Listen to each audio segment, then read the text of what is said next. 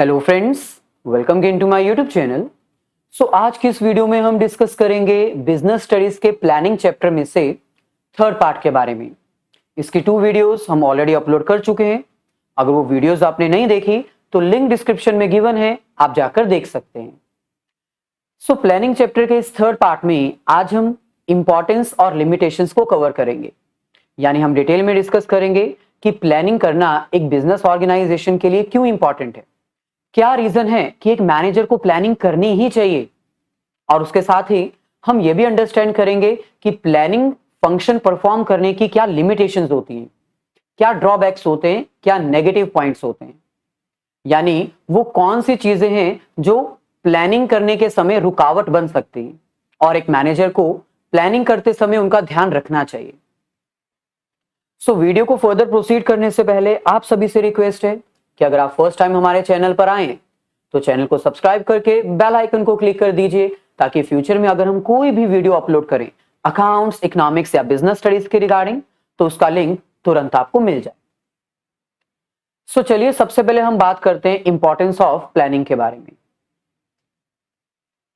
सबसे पहले तो आपको यह पता होना चाहिए कि प्लानिंग की इंपॉर्टेंस जब आपको डिस्क्राइब करनी है एग्जाम्स में, तो आपको सिर्फ उसका मीनिंग एक्सप्लेन नहीं करना है।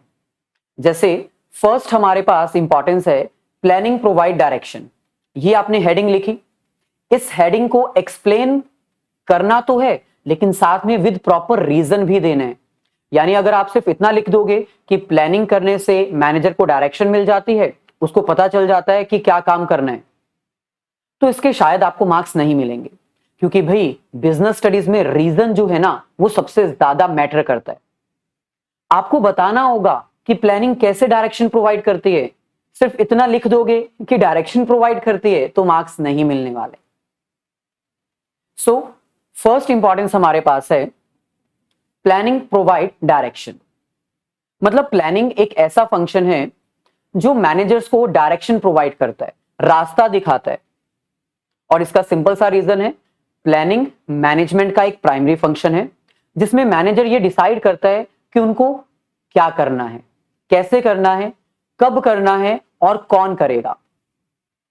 क्योंकि प्लानिंग में हम ये सारे डिसीजंस फ्यूचर के बारे में एडवांस में ही डिसाइड कर लेते हैं, तो मैनेजर को पता चल जाता है कि उसका क्या ऑब्जेक्टिव है, वो ऑब्जेक्टिव कैसे अचीव किया जाएगा, कौन से मेथड से, कब अचीव करना है और इसको अचीव करेगा कौन, यानी एट द एंड इंप्लीमेंटेशन करेगा कौन।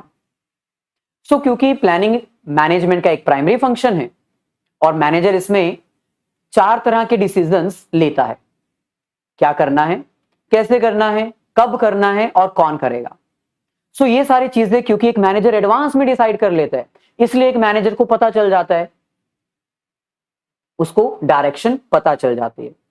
और डायरेक्शन पता करने का भी बेनिफिट हो जाता है, क्योंकि जब हमें डायरेक्शन पता होगी, हमें पता होगा कि हमें इस रास्ते से जाना है।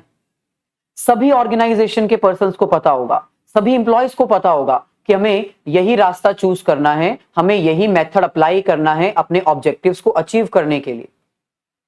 तो कोई अपने रास्ते से भटकेगा नहीं और ऑन टाइम हमारे सारे ऑब्जेक्टिव्स भी अचीव हो जाएंगे।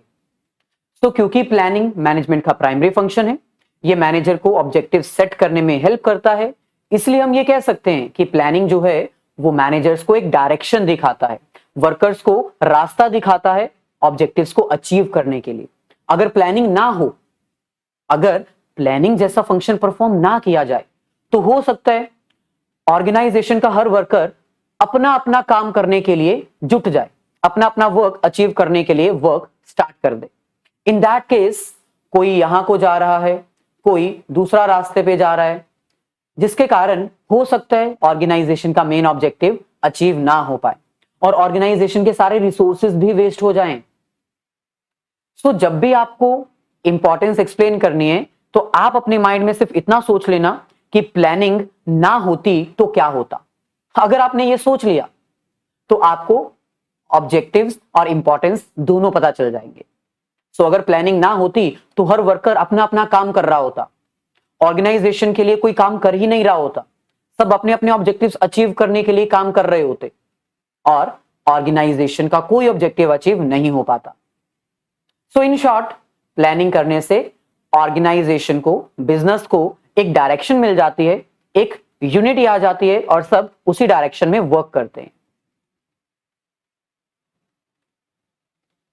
ऐसे ही सेकंड इंपॉर्टेंस हमारे पास है, planning reduces the risk of uncertainty. यहां पर अनसर्टेनिटी का मतलब होता है कुछ ऐसे आइटम्स जिसके बारे में ना पता हो, क्योंकि फ्यूचर एक अनसर्टेन है। प्लानिंग फ्यूचर के लिए की जाती है और फ्यूचर अनसर्टेन है, यानी फ्यूचर में कुछ भी हो सकता है भाई, किसी को नहीं पता what will happen in future.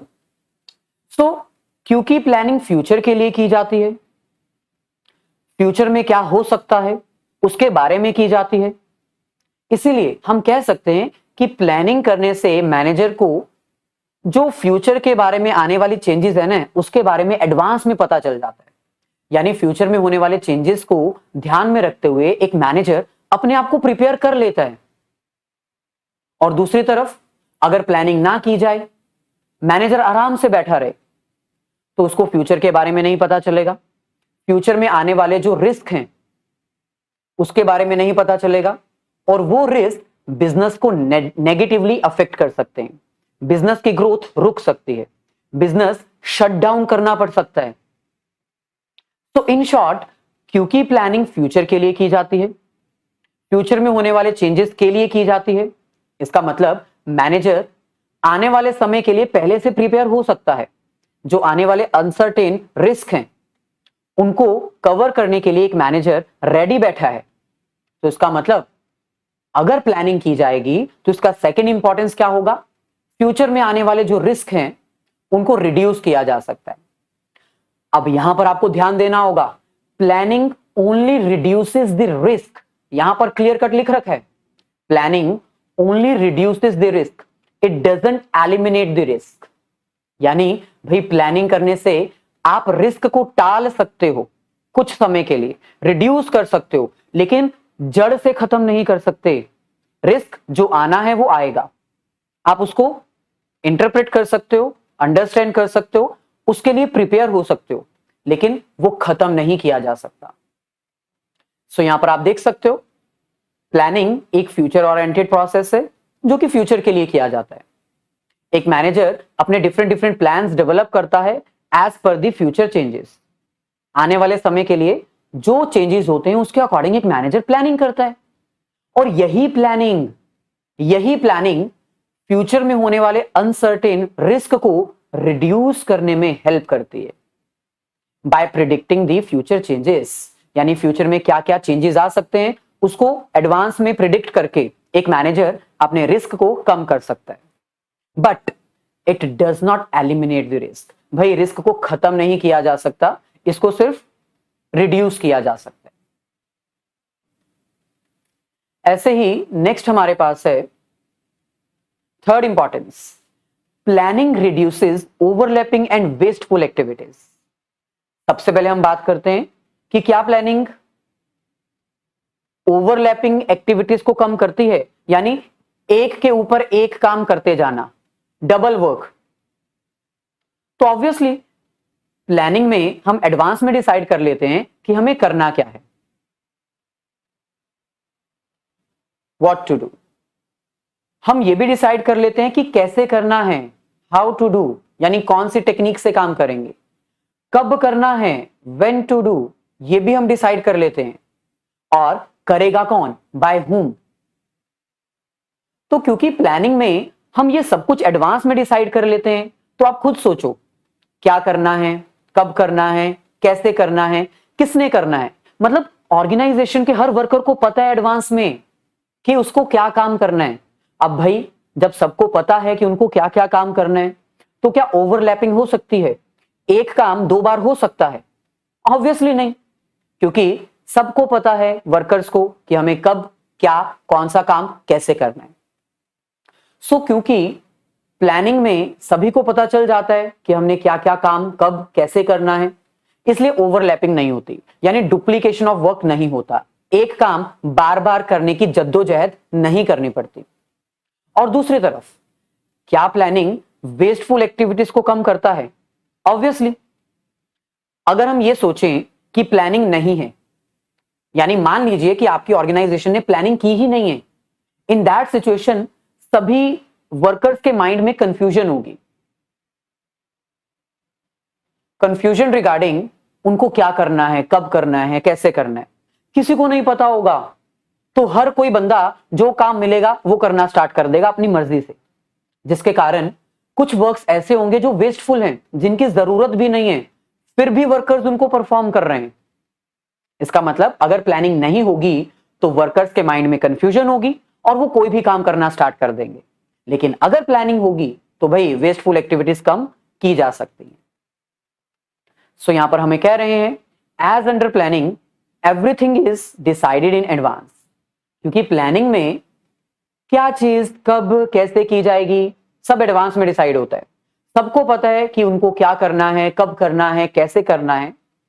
तो इसका मतलब यहां पर कोई डुप्लीकेशन ऑफ वर्क होगा ही नहीं, और क्योंकि कोई डुप्लीकेशन नहीं है, कोई ओवरलैपिंग नहीं है, तो वेस्टफुल एक्टिविटीज भी नहीं होंगी, एक ही काम बार बार नहीं होगा। तो इन शॉर्ट प्लानिंग जो है वो ओवरलैपिंग और वेस्टफुल एक्टिविटीज को कम करती है। ऐसे ही नेक्स्ट इंपॉर्टेंस हमारे पास है planning promotes innovative ideas. Innovative ideas का मतलब होता है न्यू इन्वेंशन करना, नई चीज की खोज करना। अब आपको पता है कि प्लानिंग के प्रोसेस में एक थर्ड स्टेप था। अगर आपने प्लानिंग प्रोसेस किया है तो आपको याद होगा, नहीं किया है तो लिंक हमने डिस्क्रिप्शन में दिया है, कर लीजिएगा। प्लानिंग के प्रोसेस में हमने आपको थर्ड स्टेप बताया था, और वो थर्ड स्टेप क्या था? Identification of alternative course of action.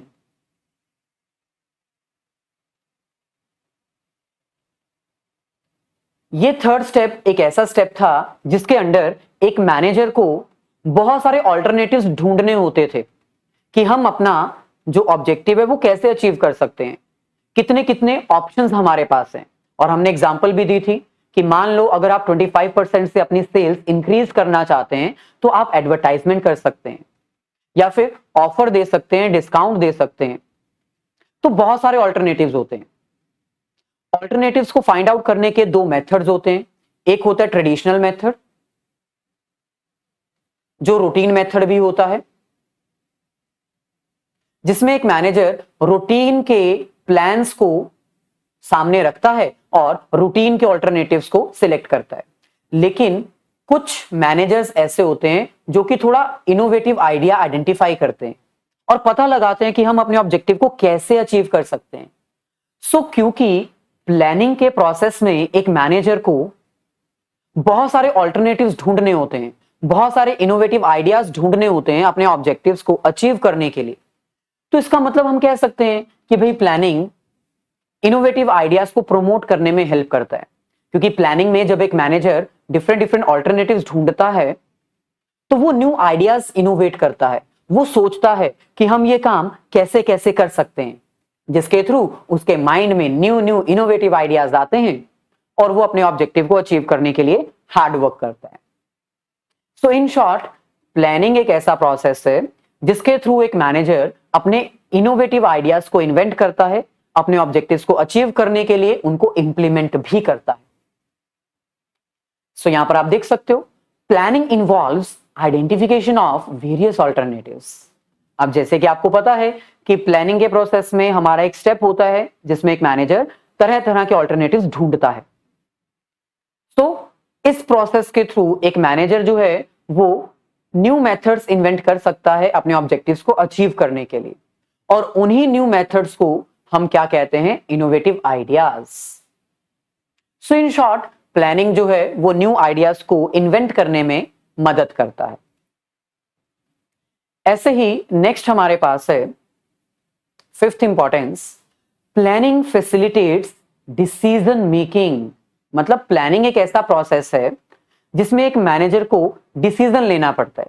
अब आपको यह भी पता है कि जब हमने आपको प्लानिंग प्रोसेस बताया था तो मैनेजर को आफ्टर इवैल्यूएटिंग द ऑल्टरनेटिव्स एक बेस्ट ऑल्टरनेटिव सिलेक्ट करना होता था। Selecting the best alternative.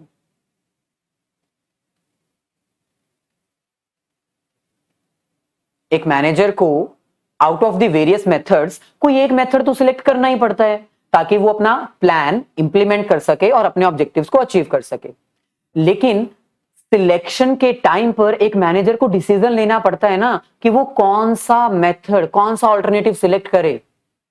So in short, क्योंकि प्लानिंग में एक मैनेजर को डिफरेंट डिफरेंट ऑल्टरनेटिव्स में से एक बेस्ट ऑल्टरनेटिव सिलेक्ट करना होता है। इसका मतलब planning involves decision making. Planning में मैनेजर को डिसीजन लेना पड़ता है और प्लानिंग हेल्प करता है एक मैनेजर को डिसीजन लेने में, क्योंकि प्रोसेस के दौरान उसको डिसीजन तो लेना ही पड़ेगा एक बेस्ट ऑल्टरनेटिव सिलेक्ट करने के लिए। तो यहां पर देखिए क्या कह रहे हैं हमें, planning is also a decision making process. Planning एक डिसीजन मेकिंग प्रोसेस भी है जिसमें एक मैनेजर को डिसाइड करना पड़ता है, डिसीजन लेना पड़ता है रिगार्डिंग द बेस्ट ऑल्टरनेटिव, और फिर उसको वो डिसीजन इंप्लीमेंट करना होता है। यानी इसका मतलब प्लानिंग इसलिए भी इंपॉर्टेंट है क्योंकि ये मैनेजर को डिसीजन लेने में हेल्प करता है, मैनेजर को बताता है कि डिसीजन कैसे लिया जाए। चलिए ऐसे ही नेक्स्ट हमारे पास आता है importance, planning establishes standard for controlling. अब आपको पता होना चाहिए जब एक मैनेजर प्लानिंग करता है तो वो प्लानिंग के दौरान अपने कुछ ऑब्जेक्टिव्स सेट करता है जो कि हमने आपको प्लानिंग प्रोसेस में एक्सप्लेन किए थे। प्लानिंग जब एक मैनेजर करता है तो वो अपना कुछ टारगेट, कुछ vision, mission, objective, goal set करता है। ये गोल्स ऑर्गेनाइजेशन के लिए स्टैंडर्ड्स का काम करते हैं। स्टैंडर्ड्स मतलब उनके बेंचमार्क्स जिनको वो अचीव करना चाहते हैं, जिसके लिए एक बिजनेस ऑर्गेनाइजेशन एग्जिस्ट करती है, उसको हम कहते हैं स्टैंडर्ड्स। प्लानिंग के बाद ड्यूरिंग दी प्रोसेस बहुत सारे अदर फंक्शंस भी परफॉर्म किए जाते हैं, जैसे organising, staffing, directing. Last function आता है कंट्रोलिंग। कंट्रोलिंग का मतलब होता है मॉनिटर करना अपनी परफॉर्मेंस को, चेक करना अपनी परफॉर्मेंस को।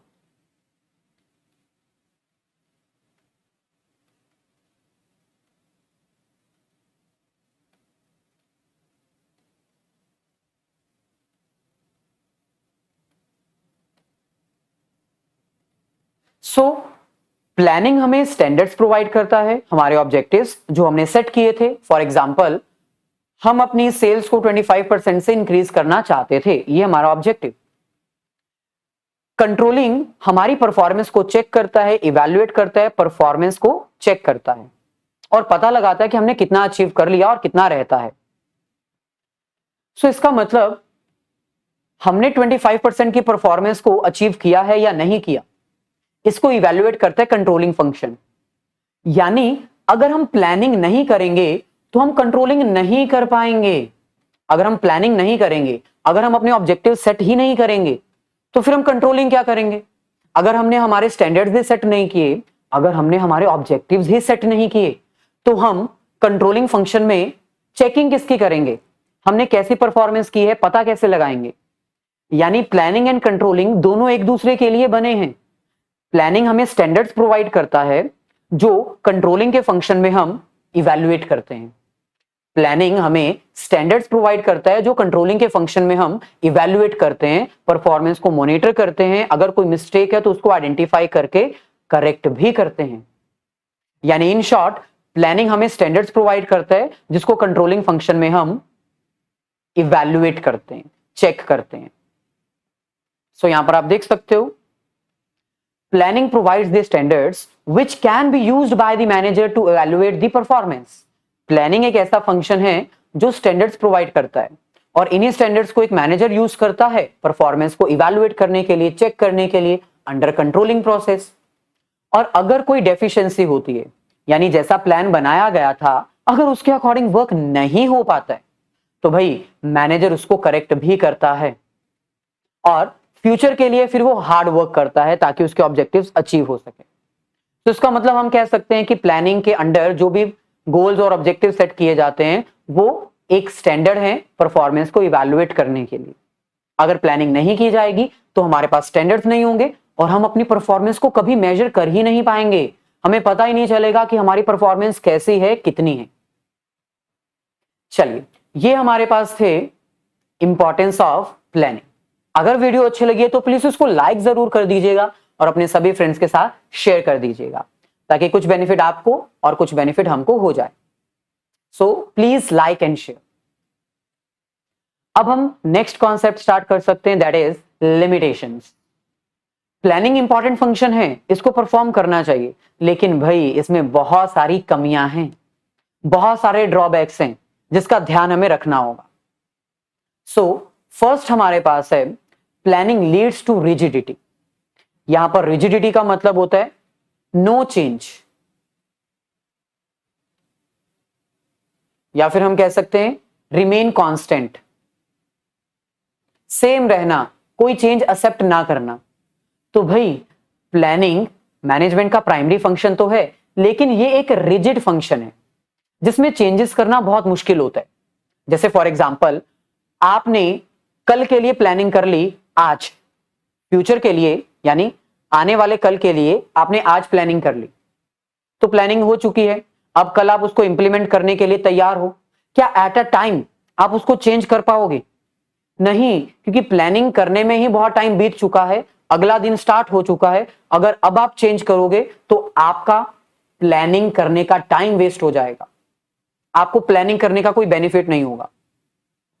सो प्लानिंग एक ऐसा फंक्शन है जो इंप्लीमेंट करना ही पड़ता है without any change. Top level management ने जो प्लान सेट कर दिया, टॉप लेवल मैनेजमेंट ने जो प्लान सेट कर दिया, उसके अकॉर्डिंग मिडिल लेवल मैनेजमेंट और उसके अकॉर्डिंग लोअर लेवल मैनेजमेंट को वर्क करना पड़ता है विदाउट एनी चेंज।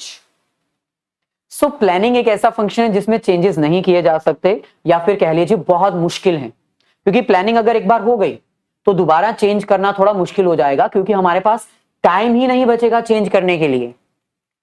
सो यहां पर आप देख सकते हो सबसे बड़ा ड्रॉबैक है कि प्लानिंग जो है वो एक रिजिड फंक्शन है जिसमें हम फिक्स्ड रहना पड़ता है, कोई चेंज एक्सेप्ट नहीं कर सकते।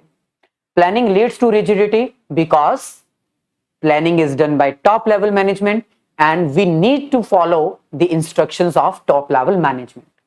प्लानिंग जो है वो रिजिडिटी को बढ़ावा देता है, कांस्टेंट कर देता है विदाउट एनी चेंज। हर चीज जो टॉप लेवल मैनेजमेंट में बताई है हमें उसी के ऊपर चलना होगा।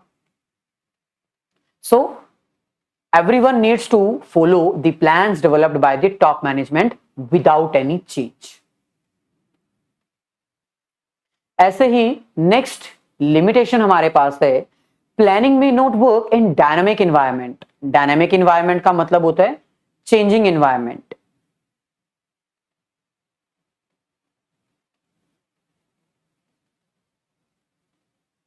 अब आपको तो पता है कि जो प्लानिंग है वो फ्यूचर के लिए की जाती है, और फ्यूचर अनसर्टेन है, फ्यूचर में कब क्या हो जाए किसी को नहीं पता है। हम प्रिडिक्शंस कर सकते हैं, लेकिन वो प्रिडिक्शंस एक्यूरेट होंगी, कितने % एक्यूरेट होंगी, ये हम नहीं कह सकते। सो क्योंकि प्लानिंग फ्यूचर के लिए की जाती है, फ्यूचर अनसर्टेन है, फ्यूचर में कभी भी कुछ भी चेंज आ सकता है। सो क्योंकि फ्यूचर अनसर्टेन है, फ्यूचर एक डायनामिक है, इसलिए प्लानिंग करके हम अपना रिस्क तो रिड्यूस कर सकते हैं, लेकिन एलिमिनेट नहीं कर सकते। अगर बिजनेस एनवायरनमेंट कॉन्टिन्यूसली चेंज होता ही जाएगा, बिजनेस एनवायरनमेंट अगर स्टे नहीं करेगा, कांस्टेंट नहीं होगा, बार बार लगातार चेंज हो रहा है, तो भाई ऐसे सिचुएशन में हम प्लानिंग कर ही नहीं पाएंगे। फॉर एग्जाम्पल, आपने 25% अपनी सेल्स इंक्रीज करनी है और आपने फ्यूचर के बारे में ये एज्यूम किया है कि फ्यूचर में जो टैक्सेस हैं वो गवर्नमेंट नहीं इंक्रीज करेगी, क्योंकि गवर्नमेंट टैक्सेस इंक्रीज नहीं करेगी तो प्रोडक्ट्स मार्केट में सस्ते रहेंगे, और जब मार्केट में प्रोडक्ट्स सस्ते रहेंगे तो कस्टमर ज्यादा परचेजिंग करेंगे, तो फिर हमारा 25% का टारगेट इजीली अचीव हो सकता है। लेकिन अगर गवर्नमेंट ने टैक्स रेट बढ़ा दिया तो फिर तो आपकी प्लानिंग सक्सेसफुल हुई ही नहीं। सो क्योंकि फ्यूचर अनसर्टेन है, गवर्नमेंट कब टैक्स बढ़ा दे कब टैक्स कम कर दे नहीं कहा जा सकता। ऐसी सिचुएशन में जब इन्वायरमेंट डायनेमिक नेचर का होगा तो प्लानिंग करना इम्पॉसिबल है। ऐसे ही मान लो कि आपने अपना बिजनेस स्टार्ट किया और कहा कि आपको 25% सेल्स इंक्रीज करनी है, लेकिन फ्यूचर के टाइम में गवर्नमेंट ने एक लॉ पास किया और उस लॉ के अकॉर्डिंग आपका बिजनेस अब इलीगल हो चुका है, आपको अपना बिजनेस बंद करना पड़ेगा। तो फ्यूचर अनसर्टेन है, फ्यूचर में क्या हो जाए कुछ कहा नहीं जा सकता। प्लानिंग टोटली फ्यूचर बेस्ड होती है। अगर फ्यूचर ही गलत प्रिडिक्ट किया है आपने तो प्लानिंग अनसक्सेसफुल होगी और प्लानिंग आप कर ही नहीं पाओगे। In short, second main disadvantage planning का क्या है कि प्लानिंग फ्यूचर के लिए की जाती है, फ्यूचर अनसर्टेन है, डायनेमिक है, कब क्या हो जाए नहीं पता, इसलिए आपकी प्लानिंग अनसक्सेसफुल हो सकती है। सो यहां पर आप देख सकते हो लिखा है planning is future oriented process. Planning जो है वो फ्यूचर के लिए की जाती है। प्लानिंग क्योंकि फ्यूचर के लिए की जाती है, फ्यूचर अनसर्टेन है, चेंज हो सकता है, इसलिए आपकी प्लानिंग फेल हो सकती है। इन दिस सिचुएशन अगर इन्वायरमेंट आपका स्टेबल नहीं होगा तो आप भाई प्लानिंग कर ही नहीं पाओगे, आपका प्लानिंग का प्रोसेस कभी भी सक्सेसफुल नहीं हो पाएगा। Second disadvantage. ऐसे ही नेक्स्ट हमारे पास है प्लानिंग रिड्यूसेस द क्रिएटिविटी। अब आपको ध्यान देना है, जब हमने प्लानिंग की इंपॉर्टेंस की थी तो प्लानिंग की इंपॉर्टेंस में हमने आपको एक पॉइंट करवाया था और वो क्या था, प्लानिंग प्रोमोट्स इनोवेटिव आइडियाज, यानी प्लानिंग करने से न्यू न्यू आइडियाज आते हैं। कैसे? क्योंकि प्लानिंग करने के समय एक मैनेजर को डिफरेंट डिफरेंट ऑल्टरनेटिव्स आइडेंटिफाई करने होते हैं और उन ऑल्टरनेटिव्स को फाइंड आउट करते हुए एक मैनेजर के माइंड में बहुत सारे इनोवेटिव आइडियाज आते हैं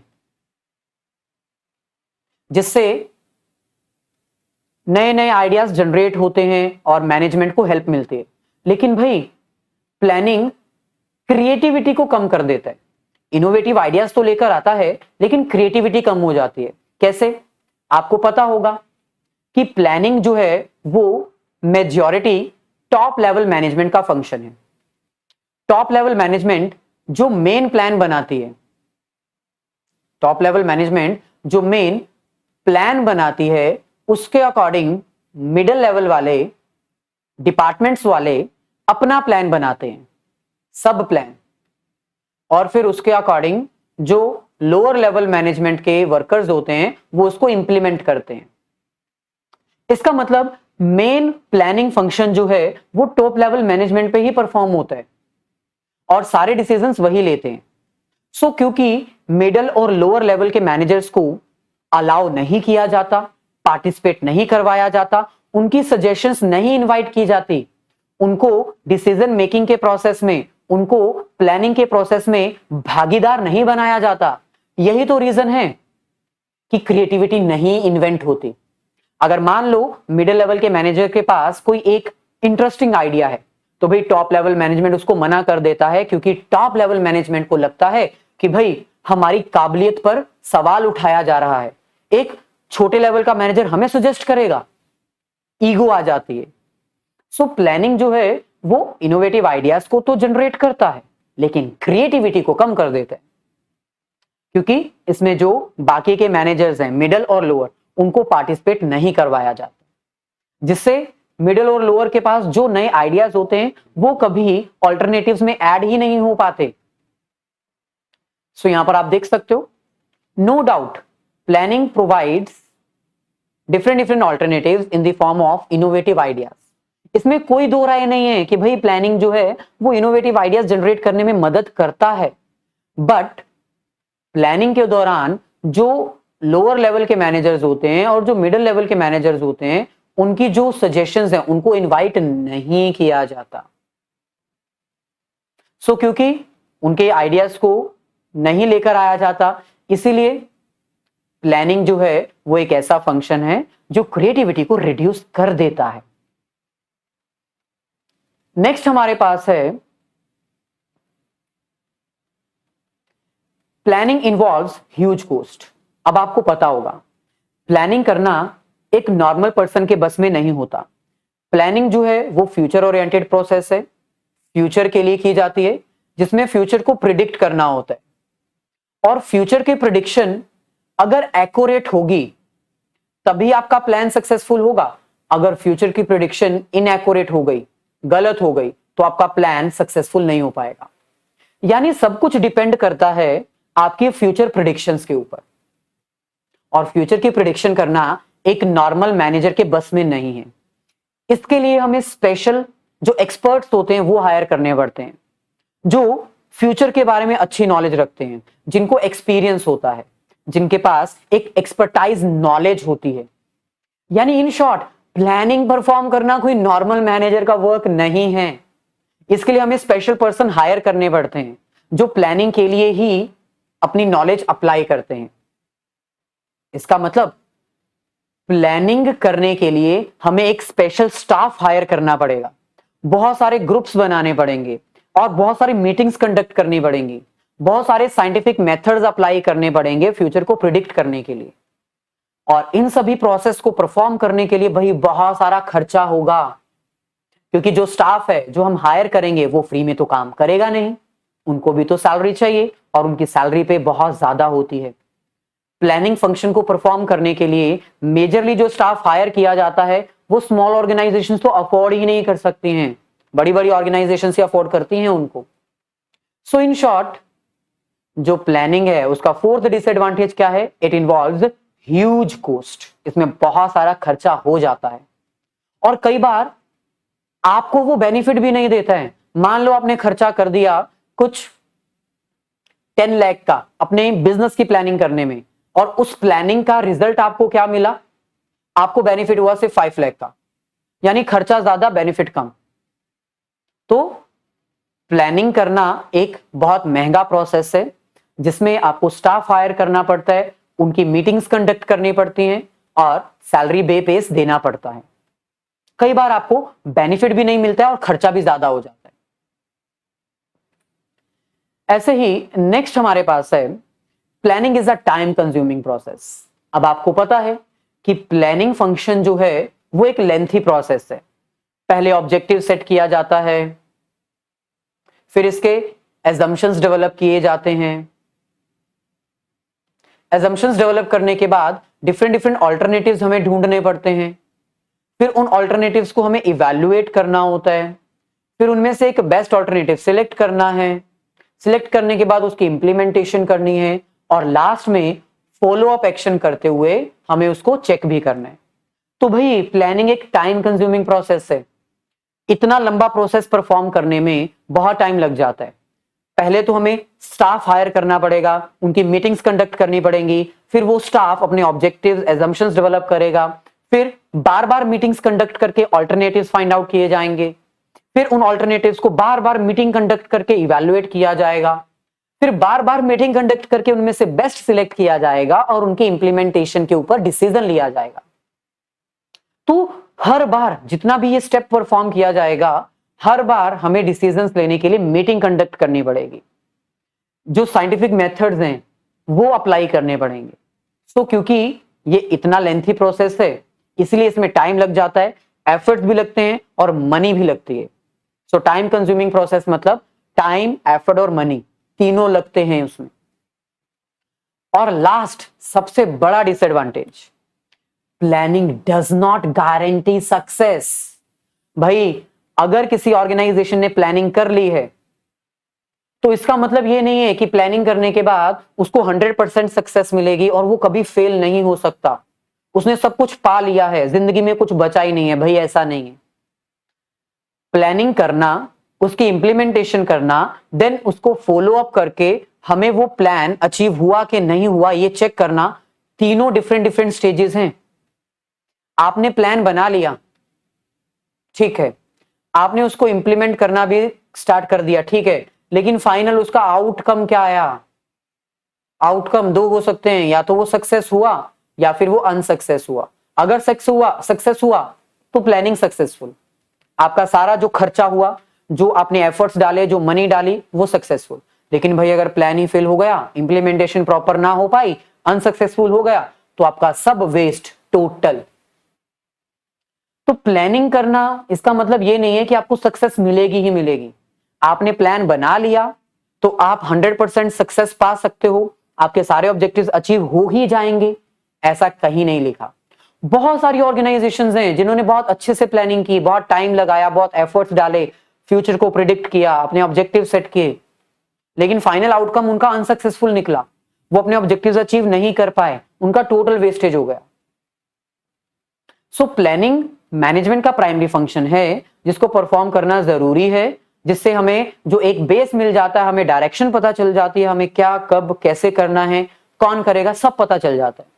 लेकिन भाई इसका मतलब ये नहीं है कि प्लानिंग करने से आपको 100% सक्सेस मिलेगा ही मिलेगा।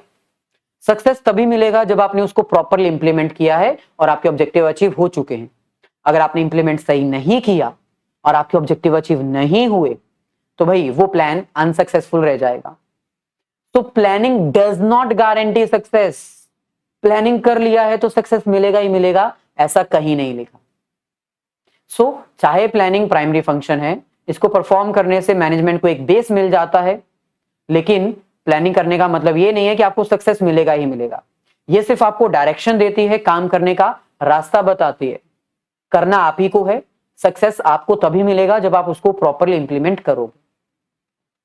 सो ये थे हमारे पास कुछ लिमिटेशन। अब फाइनली अगर हम ये पूछें कि कंक्लूजन क्या होना चाहिए, कंक्लूजन क्या होना चाहिए, मतलब प्लानिंग में इंपॉर्टेंस भी है और लिमिटेशन भी है, तो प्लानिंग करें या ना करें, तो भाई सिंपल स्टेप है, सिंपल कंक्लूजन है, प्लानिंग मैनेजमेंट का प्राइमरी फंक्शन है। जो कि मैनेजमेंट को डायरेक्शन प्रोवाइड करता है, डिसीजन लेने में हेल्प करता है, न्यू इनोवेटिव आइडियाज प्रोवाइड करता है। तो प्लानिंग करनी चाहिए, लेकिन प्लानिंग ऐसे करनी चाहिए कि वो रिजिड ना हो, उसमें चेंजेस किए जा सके। प्लानिंग ऐसी होनी चाहिए जो फ्यूचर को प्रिडिक्ट कर सके और उसके अकॉर्डिंग हम अपना डिसीजन ले सके। प्लानिंग टाइम के अकॉर्डिंग, टाइम को ध्यान में रखते हुए करनी चाहिए और उसमें मनी की इन्वॉल्वमेंट जो है उसके ऊपर फोकस करना चाहिए। प्लानिंग करने से सक्सेस मिलती नहीं है, लेकिन अगर प्रॉपर इंप्लीमेंटेशन किया जाए तो प्लानिंग आपको सक्सेस दे सकती है। सो इन शॉर्ट, प्लानिंग हम नहीं रोक सकते, प्लानिंग मैनेजमेंट का प्राइमरी फंक्शन है, क्योंकि ये बहुत सारे एडवांटेजेस लेकर आते हैं। लेकिन हाँ, इसके कुछ डिसएडवांटेजेस हैं जिसको ध्यान में रखते हुए एक मैनेजर को प्लानिंग करनी चाहिए। सो ये था हमारा आज का लेक्चर, जिसमें हमने डिटेल में प्लानिंग के एडवांटेजेस और डिसएडवांटेजेस क्लियर कर दिए। अगर वीडियो अच्छी लगी है तो प्लीज इसको लाइक जरूर कर दीजिए, क्योंकि आपके लाइक्स हमें मोटिवेट करेंगे जल्दी से जल्दी आपका सिलेबस कंप्लीट करने में। So please like, share and subscribe.